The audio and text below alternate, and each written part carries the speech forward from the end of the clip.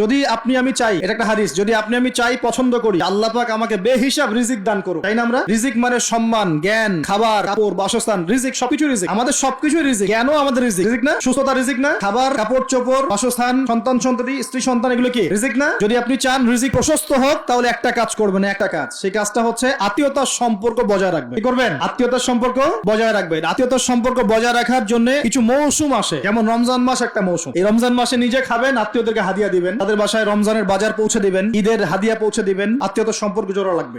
কোনো ক্ষেত্রে মাহফিলে দান করার চাইতে নিকট আত্মীয় পরিবারের পিছনে খরচ করলে বেশি নেকি হয়। বিশ্বাস করলেন না? মনে করতে পারে এটা তো আল্লাহর রাস্তায় ব্যয়, এটা কি বড় ব্যয় হতে পারে? হ্যাঁ, হতে পারে। সবচেয়ে উত্তম ব্যয় হচ্ছে আপনার পরিবারের পিছনে ব্যয়। হালাল টাকা থেকে, হালাল উপার্জন থেকে যে ব্যয়টা আপনি পরিবারের পিছনে করেন, এটা সর্বশ্রেষ্ঠ ব্যয়। আর আত্মীয়দেরকে দান খয়রাত করলে বা তাদেরকে হাদিয়া দিলে দুইটা বেনিফিট, একটা হলো দানের তো নেকি পাবেনই আপনি, আবার আত্মীয়তার সম্পর্ক রক্ষার নেকি পাবেন। আল্লাহ পাক বলছেন যে শোনো, তোমার ব্যাপারে আমার ফয়সালা এবং ওয়াদা হচ্ছে যে তোমাকে টিকিয়ে রাখবে, যে তোমাকে টিকিয়ে রাখবে, আমি তার ব্যাপারে খুব রহম হব, দয়ালু হব ইনশাআল্লাহ। আর যে তোমাকে নষ্ট করে ফেলবে, তার সাথে আমি সম্পর্ক নষ্ট করে ফেলবো। আত্মীয়তার সম্পর্ক খুব ইম্পর্টেন্ট। রিজিক যদি প্রশস্ত হতে চান, তাহলে অবশ্যই আত্মীয়তার সম্পর্ক বজায় রাখুন। ঠিক আছে? আল্লাহ তৌফিক দান করুন, আমিন।